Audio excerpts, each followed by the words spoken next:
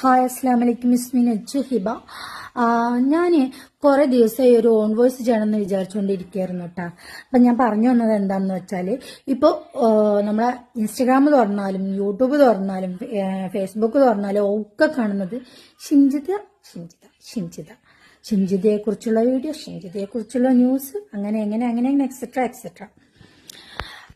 എന്താ പറയുക, നമ്മൾ സോഷ്യൽ മീഡിയ ഉപയോഗിച്ചിട്ട് നമ്മൾ തന്നെയാണ് ഇത്തരത്തിലുള്ള ഈ വീഡിയോകൾ ഹൈപ്പ് കൊടുക്കുന്നതും ഒരു പോപ്പുലാരിറ്റി കൊടുക്കുന്നത് ഈ നമ്മൾ തന്നെയാണ്.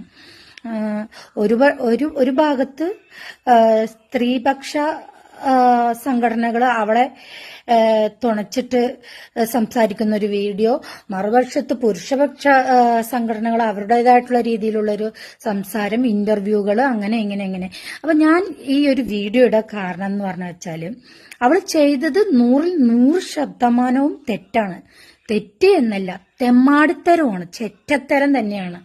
എങ്കിലും കൂടിയിട്ട് ഞാൻ പറയട്ടെ, അതിൽ ഈ അവൾ ചെയ്ത തെറ്റിൽ നമ്മൾ ഈ നോക്കിക്കൊണ്ടിരിക്കുന്ന ഞാനടക്കമുള്ള ആൾക്കാരെന്താണ് അറിയോ, അതിൽ പങ്കാളികളാണ്.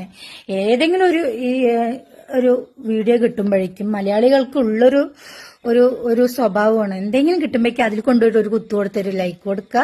അത് കഴിഞ്ഞിട്ട് അതിന്റെ താഴെ അതിനെ കുറിച്ചിട്ട് വിശദമായിട്ട് അറിയാണ്ട് അതിന്റെ താഴെ നീട്ടി വലിച്ചൊരു കമന്റ്, അങ്ങനെ പറഞ്ഞിട്ട് എഴുതി വെക്കലും മലയാളികൾക്കുള്ളൊരു പ്രത്യേകമായിട്ടുള്ള ഒരു ജ്വരമാണത്.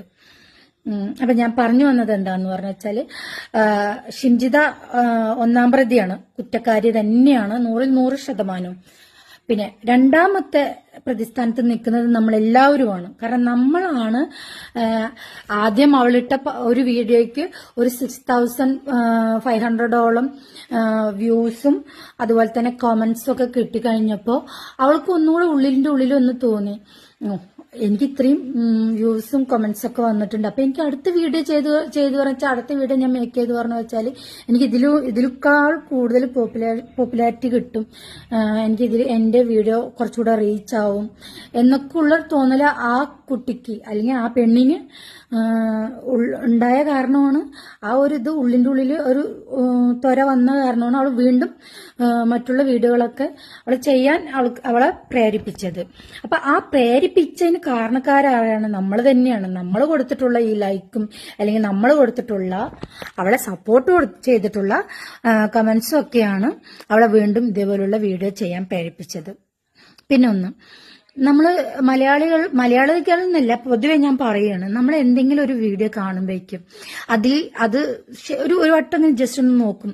അത് നോക്കിക്കഴിഞ്ഞിട്ട് നമ്മുടേതായിട്ടുള്ള അഭിപ്രായങ്ങളില്ല, അതിന് നേരെ ആ വീഡിയോ കണ്ടതും ഒരു പകുതി ആൾക്കാരെ സ്ക്രോൾ ചെയ്ത് ഒരു പകുതി ഭാഗമൊക്കെ കണ്ടതിന് ശേഷം പിന്നെ വേഗം നോക്കുന്നത് കൊമന്റ്സിലാണ്.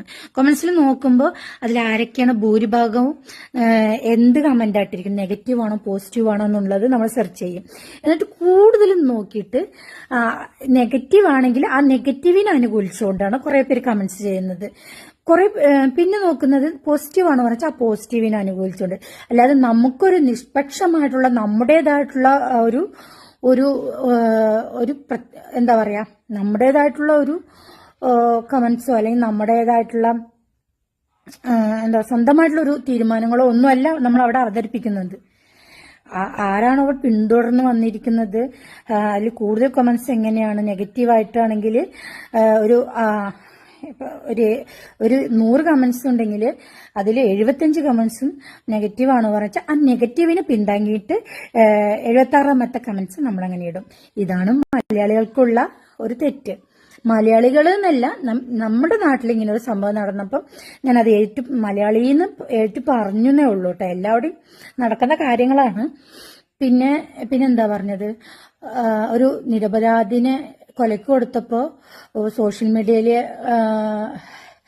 എല്ലാവർക്കും, അതുപോലെ തന്നെ അവൾക്കിപ്പോൾ സമാധാനമായിട്ടുണ്ടാവും, അവൾക്ക് കുറച്ച് റീച്ച് കിട്ടി, അവൾ ഒരുപാട് റീച്ച് കിട്ടാൻ വേണ്ടിയിട്ട് ഒരു എന്താ പറയാ ഒരു